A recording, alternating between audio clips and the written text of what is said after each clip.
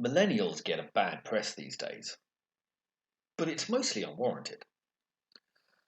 I spent 12 years as a teacher, and it left me with a very high regard for young people.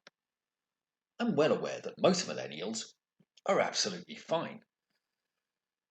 But there's certainly a small percentage in that generation who are, how can I put this politely, entitled, clueless, and arrogant.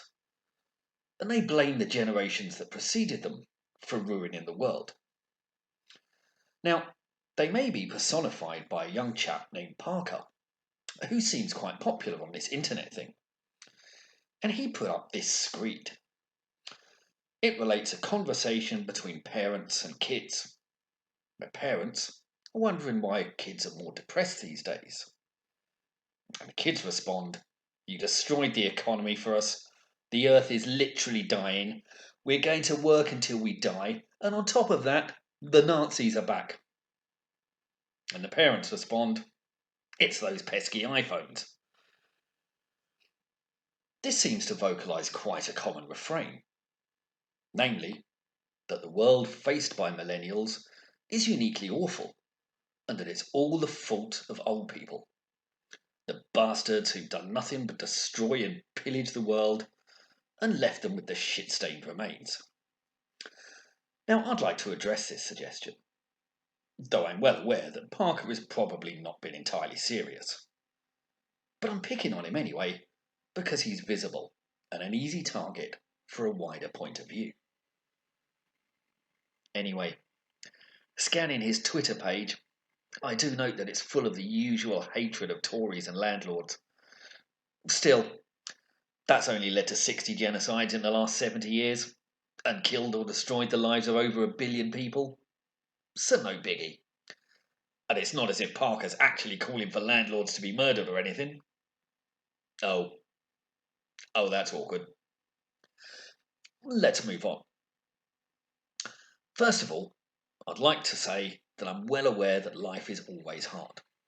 And I don't want to be dismissive about the issues faced by millennials today, because there are clearly points of concern. But let's look at Parker's moans first of all. He talks about how the economy has been destroyed, apparently. And the most common complaints in this sphere revolve around house prices, which is definitely an issue. Though I can't help noticing that Parker lives in London. I might suggest that if the economy and house prices are such an issue, maybe he should move. I'd like to live in London, but I can't afford to. So I live in the arse end of Reading. What I don't do is whine like some entitled brat that house prices in London should be dropped to fit my budget, because that would be pathetic. Now, as it happens, I am a homeowner.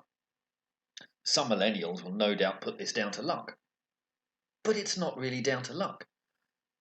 It's down to the fact that I didn't have a foreign holiday till I was 37. I didn't own a car till I was 45. I didn't own a mobile phone until I was 50. And then it was a rubbish mobile phone with no internet. I spent 30 years cycling everywhere, in all weathers and all traffics, and living on crap sandwiches that I made at home. I sacrificed to get a house, because that's what you have to do. But many millennials, it seems, think they should be able to get a house without sacrificing. That they should be able to get all the luxuries they want, take cabs wherever they want, go out to decent restaurants, buy all the clothes and expensive gadgets they want, and to still have a house fall into their lap. It doesn't work like that. If you want some things, you need to sacrifice others.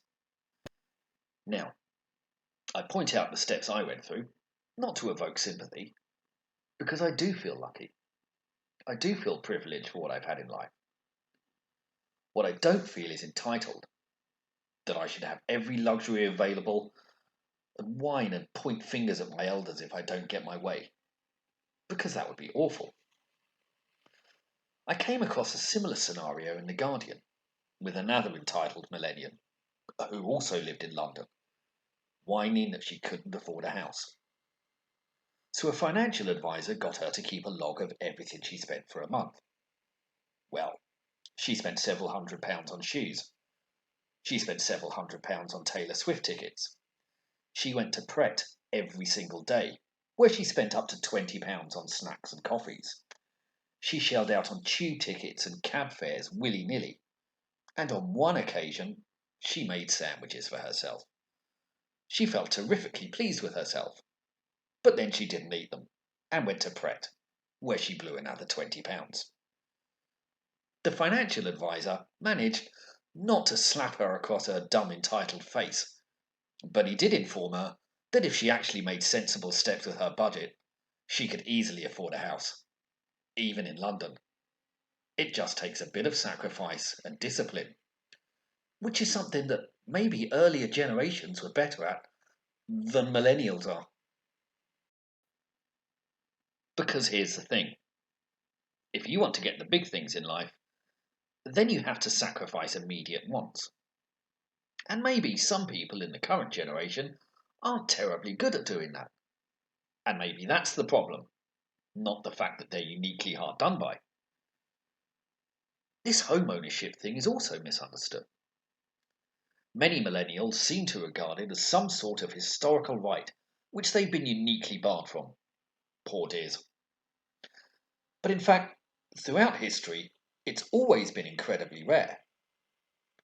In Britain, home ownership only became really common in the 1980s, when Thatcher's government sold off swathes of council houses. Before that, it had barely existed. Yet many millennials still argue that the generations before that were better off than they were. That people in the 50s and 60s could rent accommodation if the man went out to work and the woman stayed at home. They claim this is impossible now, though of course, that depends massively on where you live. If you live in expensive areas, where they feel they have a right, then it's going to be difficult. Yet they're partly right. Those people in the 50s and 60s could frequently get accommodation on a single income. But there's a lot of things they didn't have. They didn't have TVs, or cars, or telephones, or indoor toilets, or bathrooms, or fridges, or running water, or central heating, or double glazing, or varied diets, or trips to restaurants, or foreign holidays, or, frequently, domestic holidays. So if you want to see if you're better off than these people, it might be advisable to examine the bigger picture. But what about the generation before them? Well, that was the generation of World War II. You know, when 60 million people died, when they got bombed every night, and when they had to face actual Nazis, not the non-existent phantoms that Parker's bothered by. The generation before that? Well, they had the Spanish flu that killed 20 million people, and the Wall Street crash. You know, an actual economy being destroyed, not the sort of crises you're faced with, where you have to agonise over whether you're going to have 4 lattes this week instead of 7. The generation before that? They had World War One, arguably the grisliest ever war, with whole generations destroyed.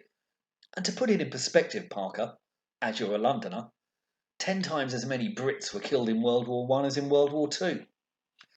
And what about the generation before that? Well, they didn't have the vote.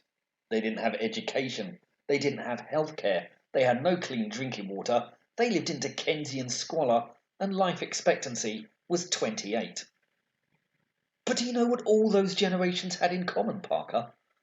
None of them whined as much as you do. Because in contrast to your ill-informed assumptions, you are by far the most fortunate generation in history. You have not been robbed of your inheritance by your greedy predecessors.